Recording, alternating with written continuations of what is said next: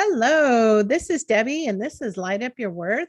I am so excited for you to meet my guest today. Her name is Charlotte Friborg, and she is so magical with so many of the gifts that she's bringing to our conversation today.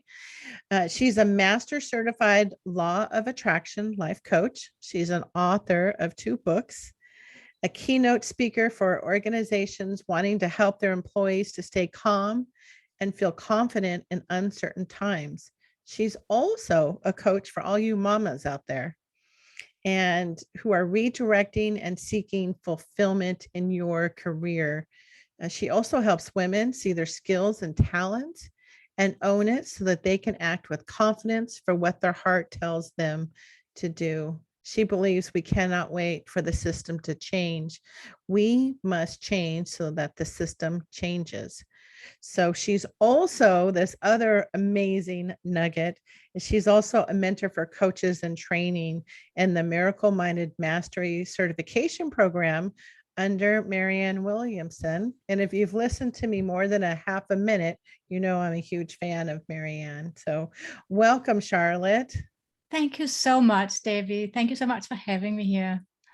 It's such a pleasure, that we were able to connect, and you're just so multifaceted, right? Your gifts that you're bringing to the world, so powerful. And there's the underlining theme of the confidence, and that we had talked about before we hit record. And so I thought I'd started out with confidence.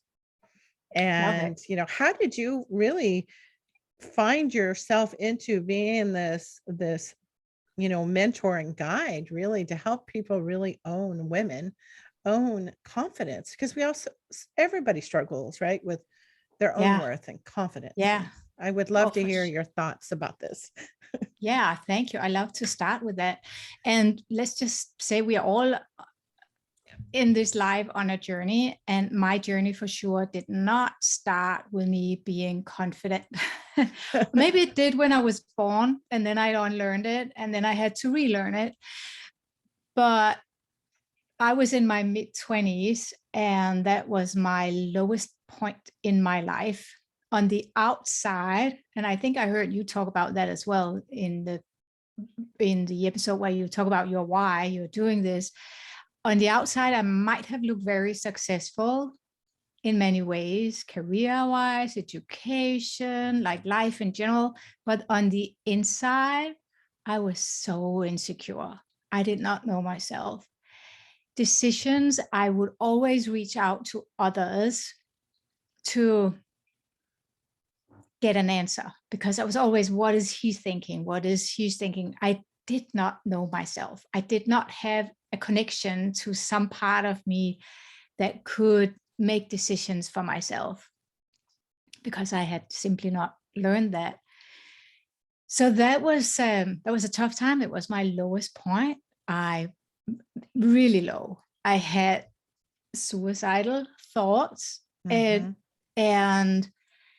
it was also the time where I then was smart enough to reach out for help. And I just want to throw in here that people listening might hear I have an accent. So this was back when I lived in Denmark. I've lived in the US now for 16 years. So anybody who are thinking, where's that accent from? Yeah. And we're so lucky to have you. Thank you. Yeah. And that was when my journey started. And I had another experience just before that time where I had actually quit my job, because I realized the job I was in did not fit what I wanted for my future. Without me knowing what I wanted, I just knew this doesn't seem like a right fit. The working hours, and I knew I wanted, even though I didn't know with whom, I knew I wanted to have a family and create a certain kind of family that I did not grow up with. And I was so unsure. And when I quit that job to move to another part in Denmark to pursue an education in international sales and marketing, where we learned a lot about cultural understanding, different religions, and how to really do business with different kind of people, which had a lot of interest for me at that time also. We went on this weekend. It was kind of a survival weekend. There were two trainers, one who had been through the highest military training you can get in the United States, and then the other one was a psychologist. And to prepare us for that survival weekend in the woods, we had to answer a questionnaire with a lot of questions, one of those thorough ones you do if you go for high achieving job positions. And then they sat down with us one by one and gave us feedback. And I remember we were sitting in this, it was this little open place in the woods where there was a table with two benches, and it was hot, and I could almost like hear the insects. And then they were quiet and they looked at me. And then the military person, Carsten was his name, he looked at me and he said, "Charlotte, it's time you get to know yourself." Oh. I was like, I knew it. I was shocked, but I was like, but I couldn't say it. But in my mind, it was like, yes, but tell me how. And I think actually it ended up making me feel more lost. But I then, now this was 20 something years ago. So I found my way through a lot of different things, which I won't go into, but I'm at a totally different place now. Been through a lot of training, self-healing, education. Yeah, that's a huge difference, right? To go from having to, you're going to get to know yourself. Yeah. Like, I think I would have been terrified, right? With, the person who's, you think, can they read your mind, a psychologist, and then as military hard, I would imagine, not probably coming across really full of empathy or anything for you as a young lady. He was actually very kind and sincere, and I could feel that. I really could feel that. But I was also kind of intimidated, but he was at that time a famous person in Denmark. So I was also like a little, not starstruck, but I felt intimidated. I didn't know what to say or how to say it because I lacked confidence, for one thing. But they actually did an exercise with us the day after, where they then divided us into teams, and then they wanted me to be one of two leaders into two teams, and I was the leader of one of the teams, and we were asked to build a bridge across a little valley or little something, and then the team had to walk on that bridge from one side to the other, and they gave us instructions, and then I, as a team leader, had to give my team instructions. And those were things where I just stepped in. There was that confidence on the outside where I could just do those things. And they did say, yeah, there you see, as feedback after, I said, can you see you can do it? But I still didn't feel that inside.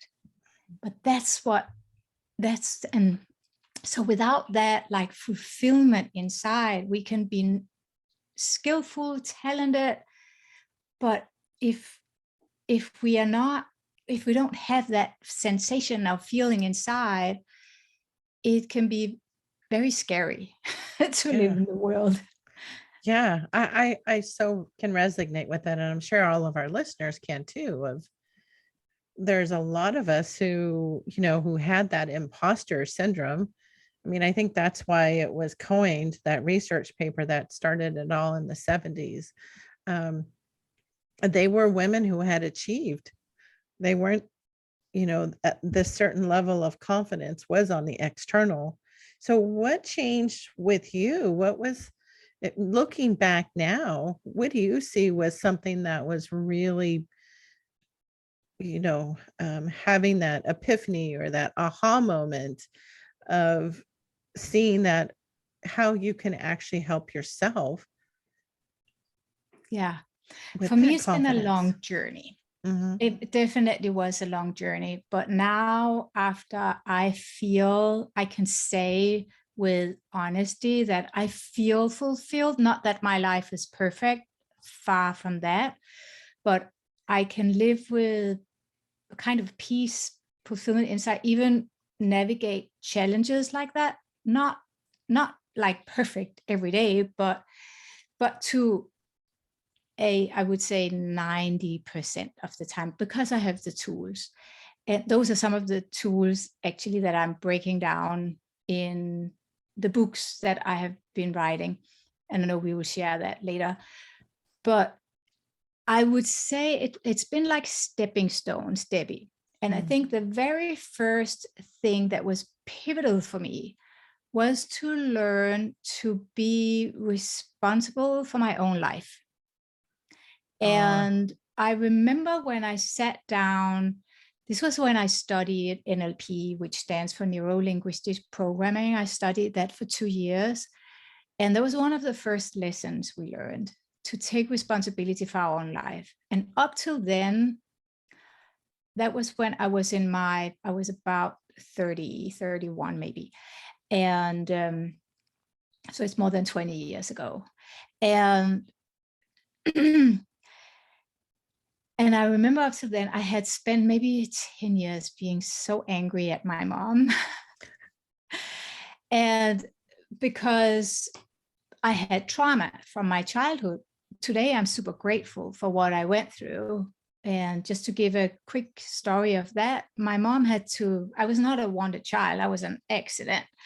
But she kept me, and my grandparents told her that they would help her to take care of me. So I lived with them for the first 6 something years. And so she moved to another town to pursue her career.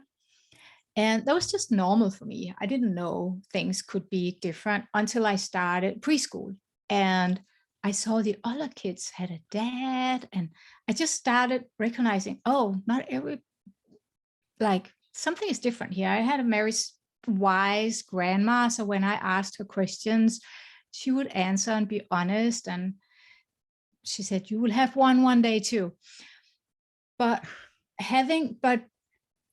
at an unconscious level, as a little girl going through that, and also at some point my grandma was sick and had to be hospitalized, and there was no one else who could look after me. So my grandfather knew someone who was managing an orphanage. So they sent me there, which was not what my grandma, anybody of them really wanted, but they just didn't have another solution. I mean, it's a few years ago, right? Yeah. So I know that was very traumatizing. My grandma has told me about that, how the staff who worked there told how I was just like totally putting myself into my own bubble. But when I went through the NLP training, we went on some journeys back in our life, and there I could go into these situations from a more like, and I could dig into these things that were subconscious for me and pull them out and be more conscious about what happened and do the forgiveness work and the healing work. And I want to say that that was pivotal for me to do that, be able to forgive, be able to see the gift also in that, in the things I had experienced as a little girl. Even from right when I was born, my birth was horrific. I know I was a breech birth. And at that time, being a mom out of marriage, my mom told me the doctor was so mean to her, yelling at her. And today, when we know how babies pick up energy and how much energy there's in words, like I can see now how also from the journeys I went back, how much trauma I had created in me. So going back and doing all that work released a lot. It was, yeah. So. Wow. That's a lot of work, Charlotte.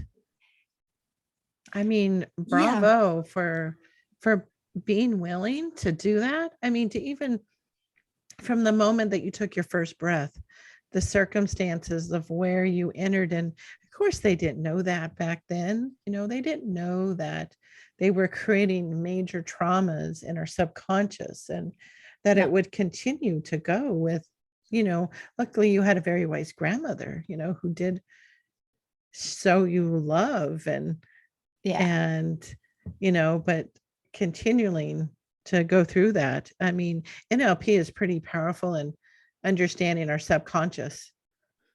Yeah. Yeah. We did a lot of different things there, timeline therapy Mhm. and things like that. But I want to say that besides from that, so for us to learn to take responsibility for our own life and then also accept Mm. where we are.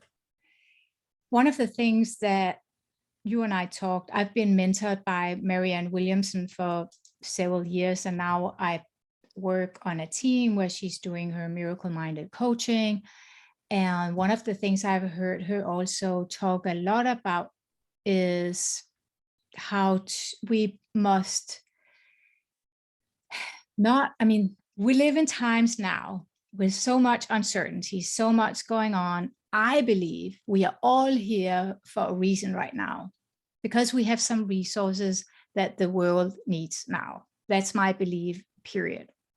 And you also know that I Yes. work with human design, which is what, like, kind of an x-ray into each person's personality, soul, gifts, how we can, through that, see clearly how each person has its own important piece of work in the bigger puzzle piece. So let's say this is what my teacher talks a lot about, Robin Wynn, who I learn human design from, that if we take humanity right now and say this is a puzzle piece, each of us is a piece in that puzzle piece. And that's what we can see in the human design.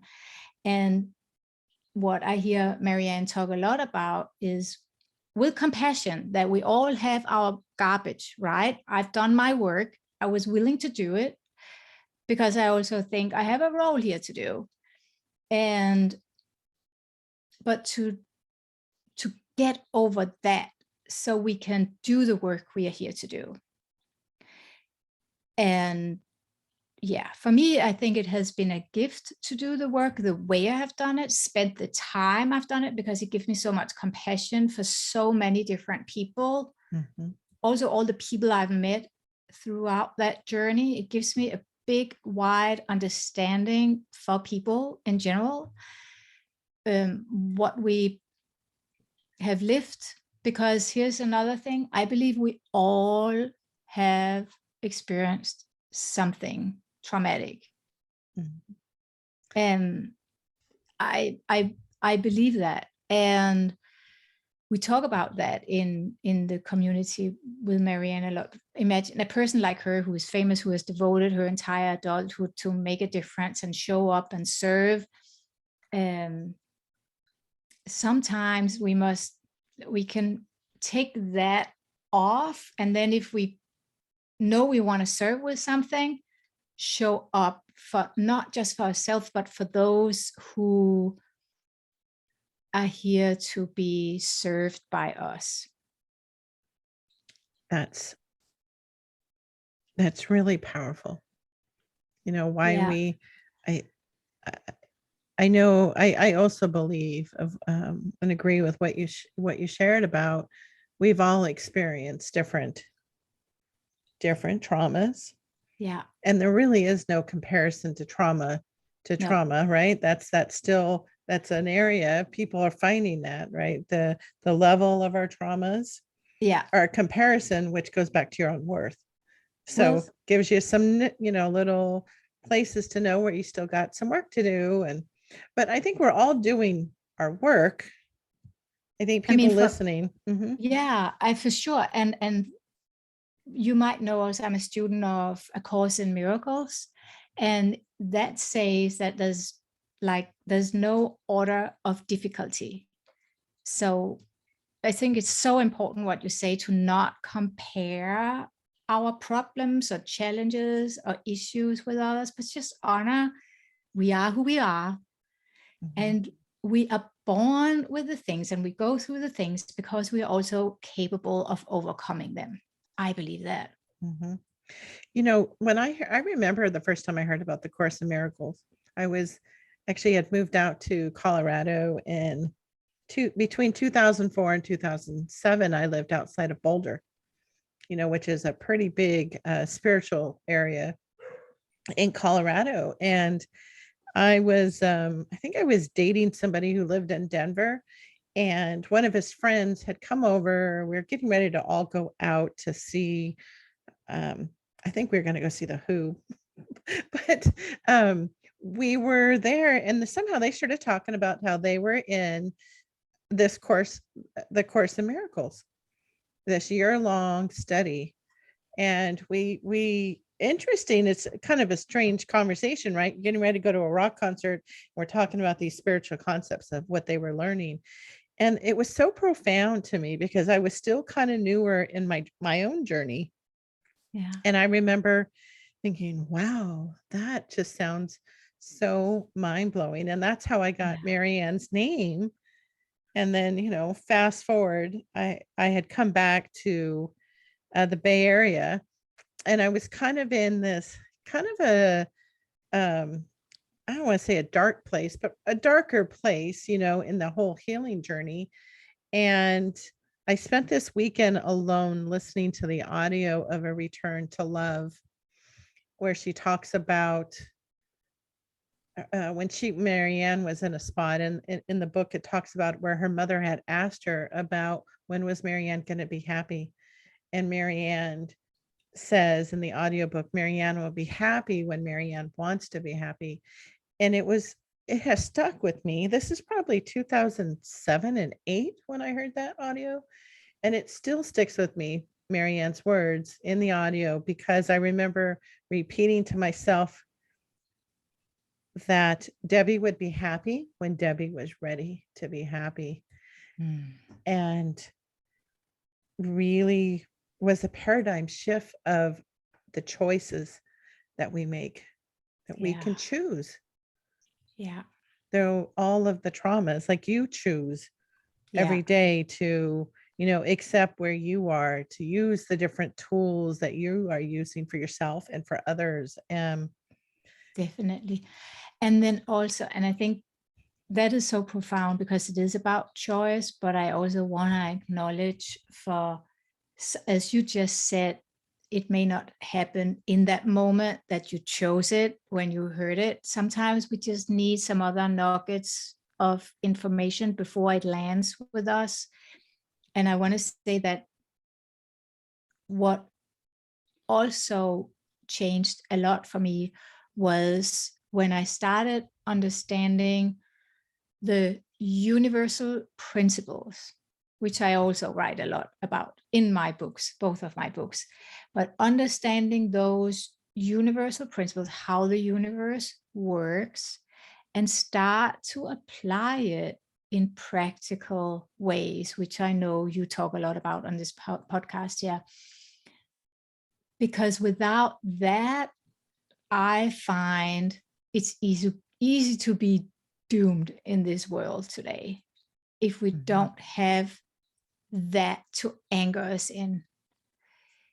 I think most stress, frustration, fear, we talked about before we started recording, worry comes from not being disciplined, or maybe not at all have some kind of spiritual practice, but really be disciplined about it is so important. Make it a practical practice, just like we eat and sleep and have a glass of water with us when we talk to people. Like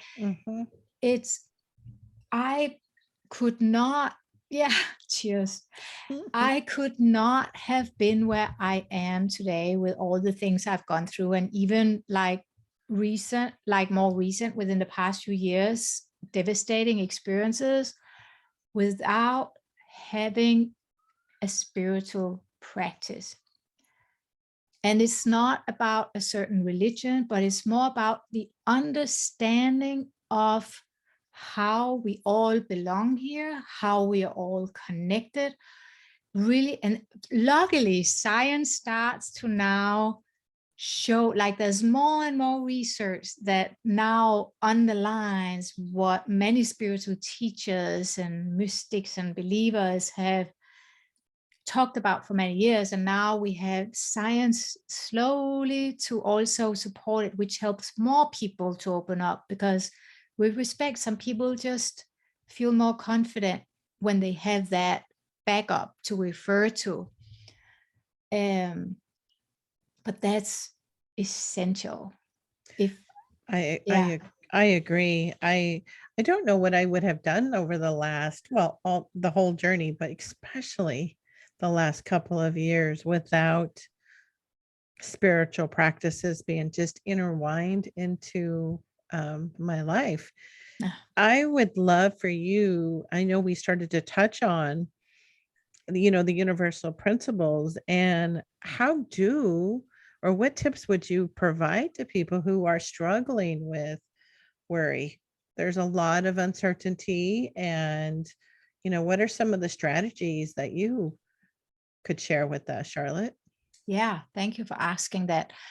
I would say, first of all, accept where you are now. Don't make yourself wrong for what you have or what you don't have, for what you have tried and what you have not tried.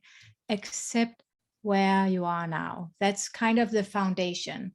Have a clear, honest, real look at, this is where I am now, and know that that is okay. Even the most successful people also have their challenges. So no one is perfect. So acknowledge that and accept that, which, if you struggle, may be challenging.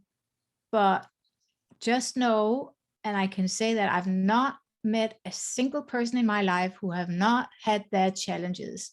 We are all in the same boat with different experiences.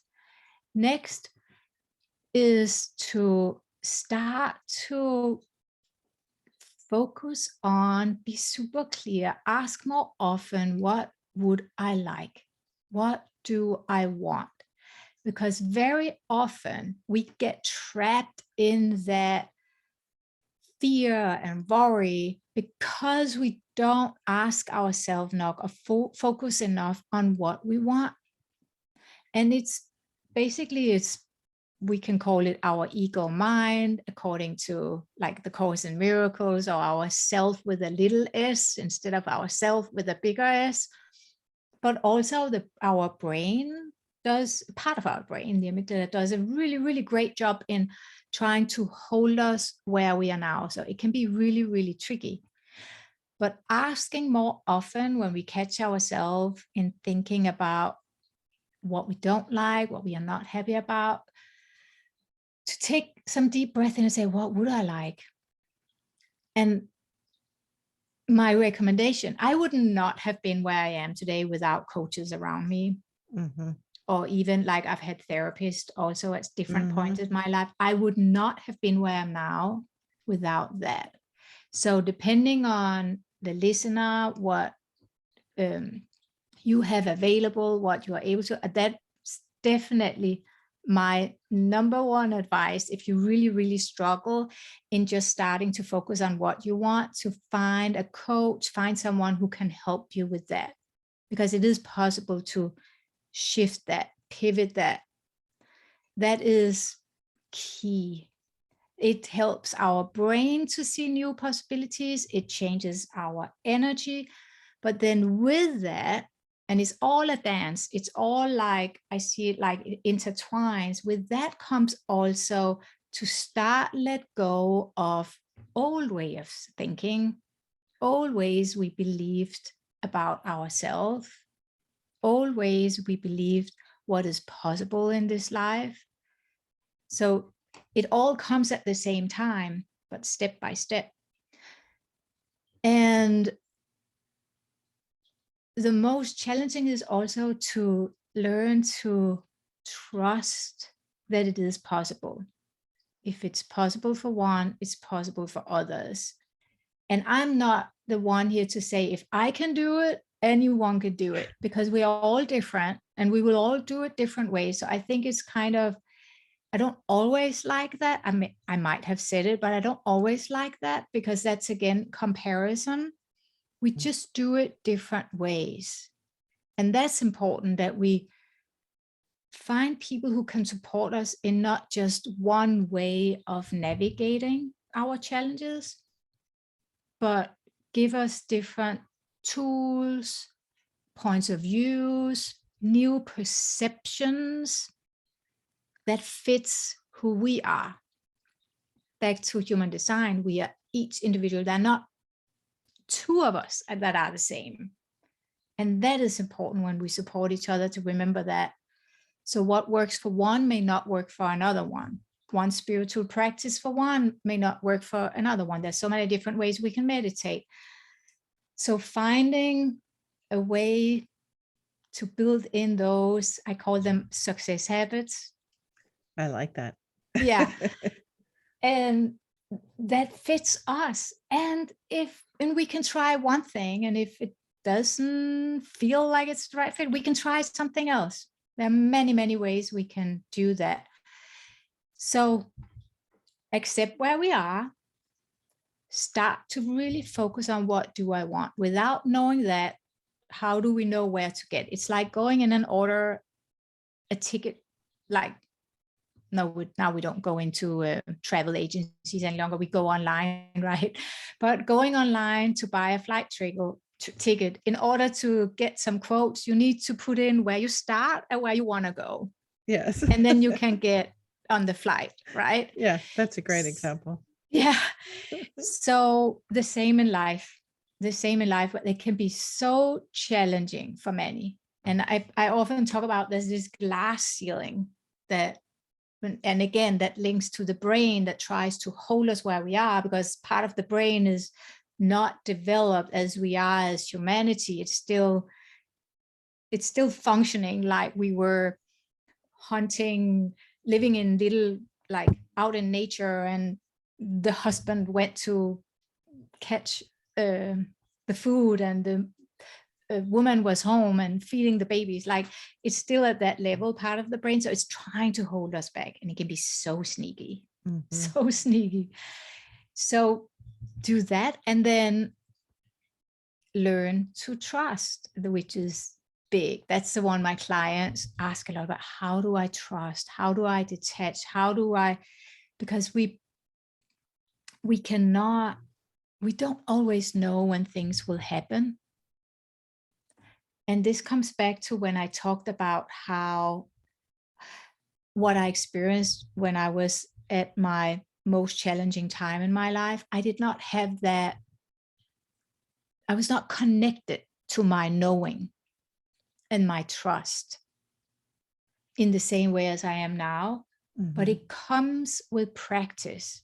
It comes with start with little steps, little things. I remember I did my homework. I listened to several of your podcasts so we could get to know each other before we jumped on this call here. And one of the things that you shared that I have used myself, when I first started to work with the law of attraction, I started with easy things where it wouldn't be as much a disappointment if it didn't work out, just to practice it. So I started manifesting parking spots. Oh yeah, I have my angels. Yes, you talked about your angels, and really, I mean, what we talk about also is law of attraction. And when we start deliberately to think about, when I get to this mall, even though it's a busy Saturday afternoon where everyone else is there, and usually I would drive half an hour to find a parking spot. Now I like to manifest a parking spot, and if it can be up first, how great. When I started doing that, it happened. So that's about building our trust muscles. So think about what we want. Acknowledge, okay, for 30 years, I might have thought it was difficult to find a parking spot. I have a choice now. I can choose. I take responsibility for my mind, for my own inner being. I decide, like you talked about, Yeah. I decide to be happy. I decide I can learn to manifest parking spots. Yeah. It sounds weird, but it's the same no matter what, even the bigger things in life. But it's just something where there's not as much in play if it doesn't happen, right? We can then just drive those 30 minutes till we find a parking spot. But start with easy things like that. And think about, I would like, and envision it. If you can vision things or notice how it would feel if it really happened. What if it happened is a good question. How would it be if it happened? Can be easy ways to start to play with it, have fun with it. And I never have issues finding a parking spot. Yeah. Always find one. Yeah, me too. And that was from that time. Mm-hmm. So it's the same with other things we want to manifest in life. And then there comes like other principles that I talk a lot about is we also must open up to allow to receive good things in our life. Many people don't subconsciously believe they deserve it. And then things just repel, or they don't even see the opportunities in life because subconsciously they may not believe they deserve it. That was something I worked on myself for many years. And still, I mean, I'm not done, and I don't think I will be done until the day I am not here in this body, right? There will be constant work. But again, just it's things we have to practice. So detach from when it happens, allow to receive good things. Just start noticing when people get compliments. Are you open to receive and say thank you? Like if someone say, oh, what a nice t-shirt you wear. Oh, it's just a cheap one from wherever. Or say thank you. I received that. Totally different energy. So we can be aware of that. How well are we in receiving? That's a really good example. The allowing to receive, especially as women, I think somewhere along the line, it must be in our ancestral too, our lines that we all come from, is that ability to receive mixed in with our own feelings of worth. So I have found for myself, and as far as even friends that I have, good friends, that being allowed to receive, I've had to work on it, and it's actually one of my things I've been repeating here, that I am so grateful for, I am allowing myself to receive. I am allowing, doing my I am statements with receiving as well. Super. Those are some really powerful tips on really learning how not to worry. Really practical too, Charlotte. Thank you. But also for women, I mean, this is something I help women with to manifest a career that feels fulfilling to them. How often we as women question our own worth, and how good men are at owning their worth. And something I learned, I've heard at different places, like in general, women, if they apply for a job or a new position or wants to start a business, they think to have to know everything, check off every single criteria in a job application before they can send it.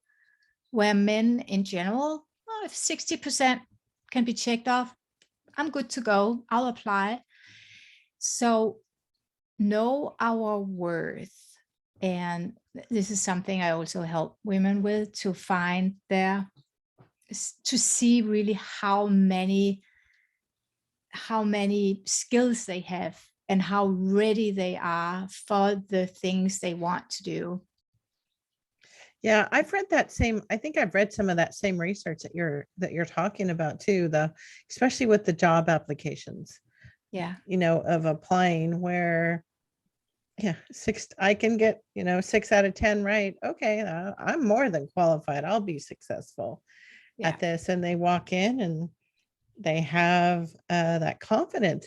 What's interesting about confidence is, and I'd love to hear your perspective on it, Charlotte, is that there are times when we truly have confidence, and then it can get flipped on us saying that we are condescending, or um, the names or titles that somebody might apply to it. So say you have done some work, you're feeling confident inside and outside, and then people might think you're arrogant, or I don't like those words, arrogant or condescending, because I think it's not very empowering, when women are using these, I don't think, positive energies towards each other. But what if somebody is thinking, wow, I actually feel good about myself? I'm And then they get kind of like the pushback, right, of this with other, I don't it's usually more from a women's, I think, perspective, unfortunately. What suggestions, or what are your thoughts on that, on I how to love overcome that you that? say that. And I had that exact same experience this past weekend, a few days ago, Oh, tell where I us. wanted to give some advice.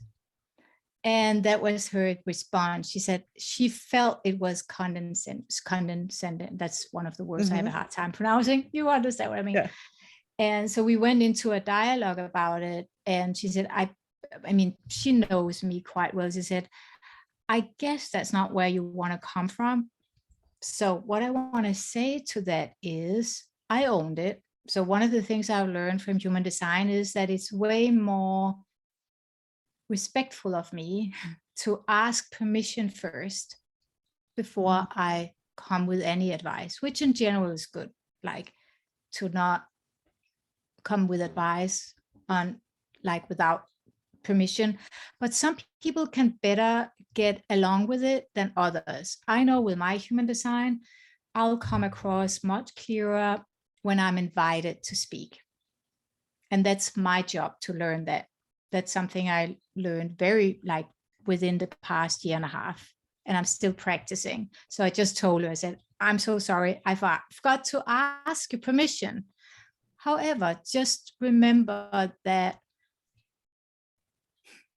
there are different things in this. When we grow and change, some people will be happy for us, and other people might feel intimidated or they don't enjoy it as much, maybe subconscious, because it may trigger something in them. And this is something some people will experience more than others. Some people, and that can be seen in our human design as well, some people will be projected more on than others. So knowing that alone can help. I know that for those I've talked to, where I, check with them and say, you might experience you're being projected a lot on. And say, yeah, just know you are here. This is part of your job here. So of course it can take a while to make peace with that, but there's a lot of power also in information, I find. And when we grow, some people may not want that as much as we do. And we gotta make decisions then. And I've had to do that in my life. Make decisions, say, who am I doing this for? Mm. And by me playing small, who am I serving? If I hold back, is that serving anybody? And then what I personally do, if I feel some resistance from people, is to not judge them, because then we just go into the same. This is some of the things some of the universal principles, that we are all connected, all minds are joined. So I think the more we can take responsibility for that without changing the path we're on, if it feels right for us and in alignment and it lights us up, send that person love. What I do, I imagine that that person will be showered in light.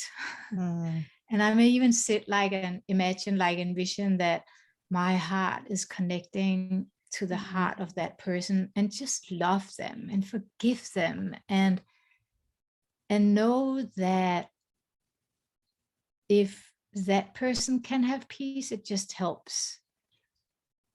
And not take things personal. It's not always easy, but I think as we practice that, we can also be better at that, not take it personal. Yeah, I love that. And give an apology. I did that to my friend the other day. I said, I'm really sorry. I realized I didn't ask you permission. I had learned things that I knew she's in the process of learning, and I happened to be with some other people who have done what she's learning now. So I was so excited. I wanted to share it, but I didn't ask her. So that way it came across as, yeah. And I just said, I'm so sorry. And I explained, and then we were like, should we move on? Yeah, let's move on. Wow, that's a really powerful thing, having the ability to recognize it in yourself there at the same time, and to be able to apologize, because you came from a really good space, the intention of it. And I think sometimes we want to help so many people. Like when you see women who were in the space that you were, 20 years ago, you don't want them to feel that pain. Or even 5 years ago, a year ago, because right? we continue. Yeah. Yeah, right. Yeah. I think our intentions are good, but Yeah. being able to acknowledge, and I know in the spiritual spirit, the healing arts, right, of the spiritual healers, is the big movement has been towards asking permission there as well. This asking of permission, doing the work and then disconnecting with our permission with doing. And I think with coaching, you do that, you set up your coaching agreements, which is giving permission for that work. And so this has just been such a beautiful conversation, Charlotte. I love all the tips that you've provided our listeners, and I would love to hear, share more about your book, and then how people can reach you, whether it's on social or. Thank you. Yeah. So I wrote 2 books. The first one is Make Your Own Money Again. And the second book that I would love to offer your audience a free copy of is called Fulfilled Working Mom. And they can download a free ebook. It's not the printed. They can buy it on Amazon if they want, but they can also download a free copy on www.fulfilledworkingmom.com. And if they do that, they will be in my circle, and there they can see, also reach me wherever they are: Facebook, Instagram, LinkedIn, Twitter. I'm not a lot there, but I'm a little bit, yeah. But I'm Charlotte Friborg. That's where I'm found. So Fulfilled Working Mom, that would be the best go-to. That is very generous to offer that free ebook for all of the listeners. I hope they go take a look at it. I just know that it's full of wisdom, and coming from this, compassionate, heart-centered place like we have here in this community. So thank you so much for joining me here today. And I can't wait to hear back, the feedback once people have downloaded and read your book. So thank you. You're so welcome.